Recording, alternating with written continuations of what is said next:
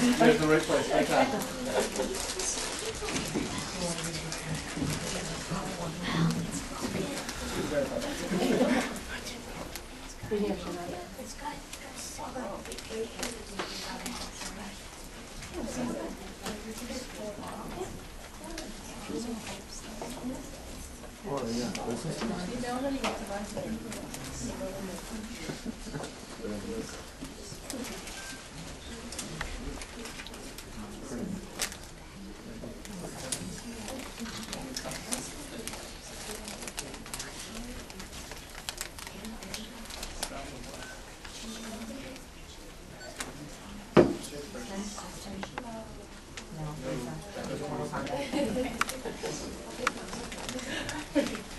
Set up, you guys can introduce yourselves and start the presentation.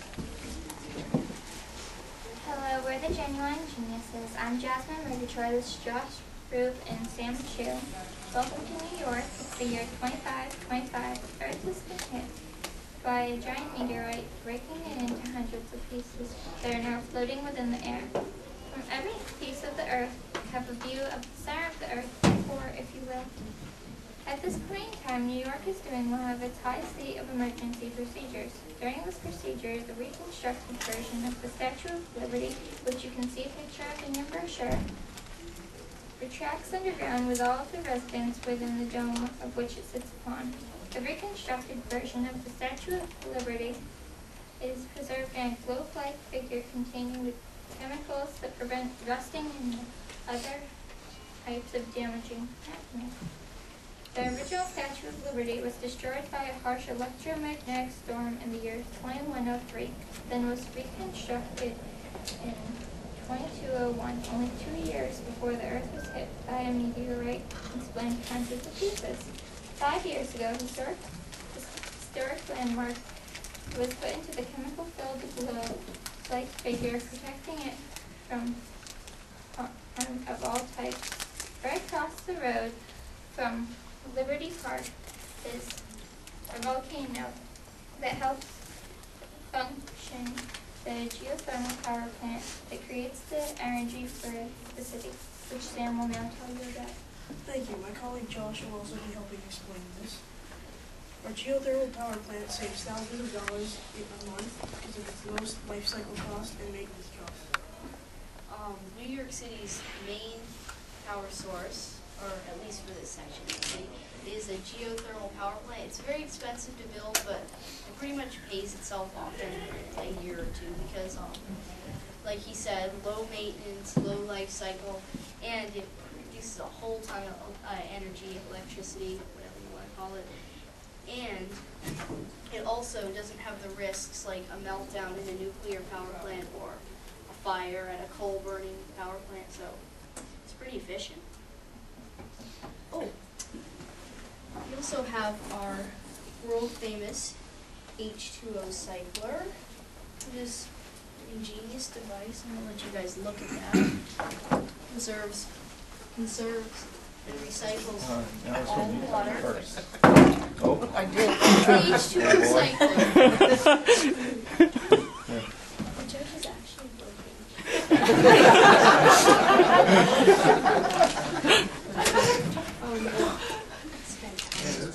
Alright, so anyway, like I was saying, there's about 3 or 4 steps to this process.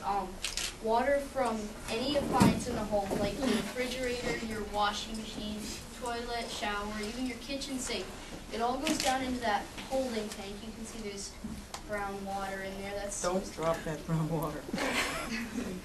Don't worry, it's just rust. Alright, so the water from that holding tank is pushed through a series of metal grates that are superheated to about 160 degrees centigrade. And that basically destroys any bacterium or microbes or any organic compound that might be harmful. It's next pushed through a filter. If you can imagine a mosquito screen, except that each hole is 1 micron in diameter. It goes through that and that strains out any solid waste, dead bacteria, chemicals, anything like that. There's just another precautionary filter after that, 0.5 micron, just gets out anything extra. small cell. And so basically the process repeats itself a few times, hence the name cycler, and is pumped back up to the appliances and is reused. Unfortunately, all the water will eventually be lost through condensation, evaporation, and so forth. So there's a well that houses share, and that just replenishes the water anytime that all of it is lost. You might also have noticed that there's a very weird shape to our houses. We chose a three-sided pyramid because it's the most structurally sound structure that we could find. And we also have a lot of energy-saving features, such as this cloud inhaler. This is not to scale, though. Keep that in mind. It's just a model. But essentially what this does is it takes in clouds and condenses them into a fine, misty, gassy, liquid type thing, and it sprays it into the house as air conditioning and also onto a little turbine which produces electricity. Windmills, you all know what windmills do. Pretty simple. Wind blows, blades turn, makes electricity. And we also have, you can see on this diagram, well, actually, can you see it? Small, right there. Our solar collector, it takes in light from the sun and uses mirrors to distribute it throughout the home. There's like basically just a port in the wall. You can put shades over it depending on what the intensity of the light that you prefer, or just close it all together. And at night, there's obviously no sun to provide light, so there's a energy-saving spiral light bulb that provides the light. Now Sam would like to tell you about the cell tower. Yes, communication in the 26th century is similar to that of the 21st century, except the radio waves are strengthened so they can go through or around things, like buildings. The reason we chose the spiral shape for the cell tower is it has a bigger area to take in the radio waves.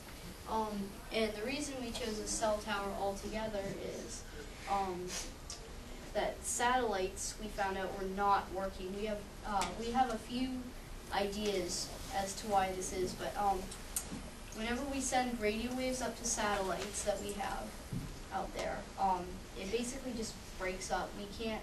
We have a few theories as to why this is. We think something happened to the magnetosphere when the meteor hit, but so we chose a tower shape, and it can call from anywhere in a section of the city. It goes to this tower and is redirected to where it needs to be. It can cut through walls and buildings very easily, but it could also go around if that's what you're looking for. Sam would also like to tell you about our famous museum. Okay, this is our Museum of Human Anatomy. It basically highlights the bone structures and body systems of 21st century humans. The human body has changed a lot over the past 500 years. Humans now have longer and thinner bones and more complex organs and bodily systems. So this is here for the benefit of our citizens so that they can see what ancient New Yorkers would be like. And to see all these marvelous sights, you could ride on the current and most efficient way of transportation, the Sky Bus that runs throughout the whole city, stopping at houses and other buildings that can transport you from your home to your work, but it's also the favorite way of transportation of tourists because it stops at each of the museums and other sites. Like Liberty Park. And it also visits the Museum of Human Anatomy. To end our presentation, we would like to turn off the lights to show you how our city works at night and during the case of emergency.